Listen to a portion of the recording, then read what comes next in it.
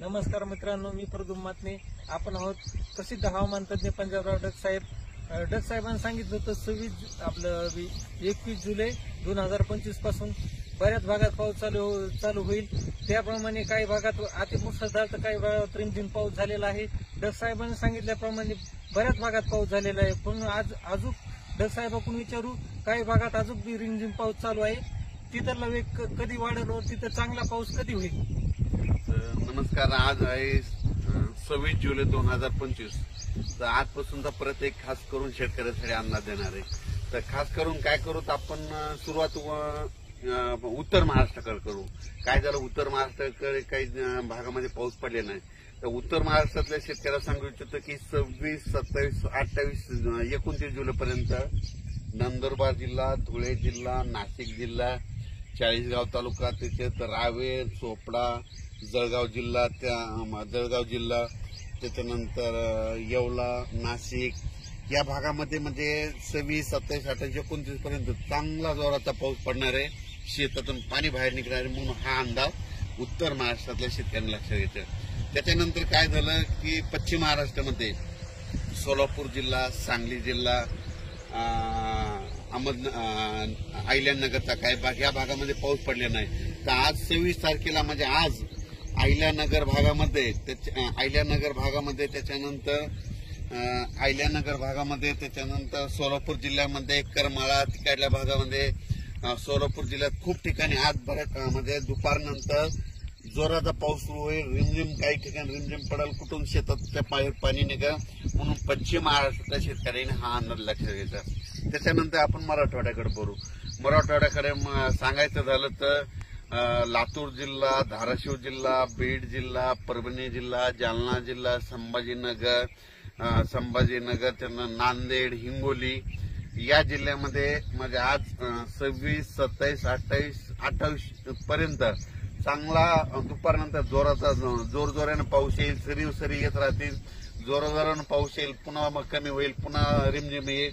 पण 28 तारखेपर्यंत मराठवाड्यामध्ये ह्या 5-7 जिल्ह्यामध्ये पाऊस 28 तारखेपर्यंत चालू राहणार आहे आणि 29 नंतर सूर्यदर्शन होणार आहे. त्याच्यानंतर काय करू, पूर्व विदर्भाकडे. पूर्व विदर्भामध्ये वर्धा, नागपूर, भंडारा, अमरावती, अकोला, बुलढाणा, त्याच्यानंतर वाशिम, यवतमाळ या भागामध्ये 26, 27, 28, 29 तारखे 1-2 तारखेपर्यंत ह्या पट्ट्यामध्ये पूर्व विदर्भामध्ये ह्या भागामध्ये पाऊस असणार आहे म्हणून हा अंदाज लक्षात येतं. विदर्भातला पाऊस जरा 1-2 तारखेपर्यंत तिकडे मुक्कामात राहणार आहे म्हणून विदर्भाच्या शेतकऱ्यांनी हा अंदाज लक्षात येतात. थोडंफार काय होईल 28-29 नंतर ऊन पडन, पण थोडा पाऊस विदर्भात ते चालूच राहणार आहे म्हणून हा अंदाज लक्षात येतात. त्याच्यानंतर काय सांगायचं झालं तर पूर्व विदर्भ, पश्चिम विदर्भ, दक्षिण महाराष्ट्र, उत्तर महाराष्ट्र, कोकणपट्टी, खानदेश सगळीकडे आज म्हणजे असा रिमझिम पाऊस सुरू होईल. कुठं जोरात येईल, पुन्हा कमी होईल, पुन्हा जास्त होईल, पण हा पाऊस पडतच राहणार आहे. आणि कोकणातला पाऊस मात्र जोरानं पडणार आहे हे म्हणून लक्षात घ्यायचं. आणि योगायोगाने आज मी जात आहे करमाळ्याकडे जात आहे, म्हणजे झरेला जात आहे. झरेला एक प्रोग्राम आहे, त्या झरेकडे जात असतंय. तर त्या झरे करमाळ्या तिकडल्या भागामध्ये पाऊस पडलेला नाही. आज तिकडल्या भागामध्ये 3 दिवसामध्ये पंढरपूर तिकडल्या भागामध्ये चांगला पाऊस पडणार आहे म्हणून पंढरपूर कडल्या शेतकऱ्यांसाठी ही आनंदाची बातमी. तसेच काय झालं, अहिल्यानगर भागातले मला शेतकऱ्याचे फोन आले की आमच्या इकडे पाऊस नाही. तर त्यांना मी कालच काय झालं, एका सुरेश चव्हाण मित्र आहेत म्हणून त्यांना एका ऑडिओ रेकॉर्ड मध्ये सांगितलं तुमचं श्रीरामपूर, शिर्डी, राहता, गंगापूर, वैजापूर, नेवासा, राहुरी ह्या भागामध्ये आज चांगला पाऊस पडणार आहे. म्हणजे आता सुरू झालेला असेल पण दुपारनंतर आणखी जोराचा पाऊस पडणार आहे म्हणून अहिल्यानगर भागातल्या सर्व शेतकऱ्यांनी हे अंदाज लक्षात घ्या. काही चिंता करू नका. तुमच्या अहिल्यानगर भागामध्ये सगळीकडे आज उद्या परवा म्हणजे 26, 27, 28 पर्यंत चांगला पाऊस पडेल. शेताच्या पाणी बाहेर निघणार, तुमचं पीक मात्र जे सुकायले त्याला जीवदान भेटणार आहे म्हणून हे अहिल्यानगरच्या खास करून शेतकऱ्यांनी अंदाज लक्षात घ्यायचा. लातूर जिल्ह्यात 3 दिवस झाला पाऊस चालू आहे, धाराशिवला चालू आहे. म्हणजे सांगायचं झालं हा सगळीकडे पाऊस चालू आहे. फक्त पडला नव्हता फक्त अहिल्यानगर भागात, रावेर इकडे, चोपडा, यावल त्या भागामध्ये नव्हता, तिकडे देखील पाऊस सुरू झालाय. म्हणून राज्यात आणखी 28 तारखेपर्यंत आहे. त्याच्यानंतर 29 तारखेला सूर्यदर्शन होईल काही काही भागामध्ये. 30 तारखेला आणखीन चांगलं सूर्यदर्शन.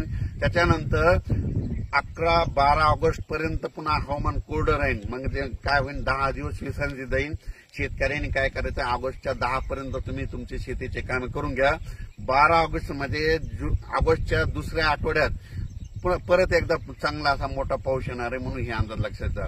12 ऑगस्टच्या दरम्यान परत एकदा पाऊस येणार आहे, म्हणून हे देखील सर्व शेतकऱ्यांनी लक्षात घ्यायचं. म्हणजे ऑगस्टच्या दुसऱ्या आठवड्यात पाऊस येणार आहे. पण काय होणार आहे, 29 तारखेपर्यंत 10-12 दिवस शेतकऱ्याला शेतीचे कामे करायला विश्रांती भेटणार आहे, म्हणून हा अंदाज लक्षात घ्यायचा. अचानक वातावरणात बदल झाला तर लगेच एक निश्चित दिलं जाईल. मी जात आहे करमाळ्याकडे, आणि करमाळ्याकडे जात असताना या धारूरच्या घाटामध्ये या तळ्यापासून हे अंदाज देत आहे. धन्यवाद.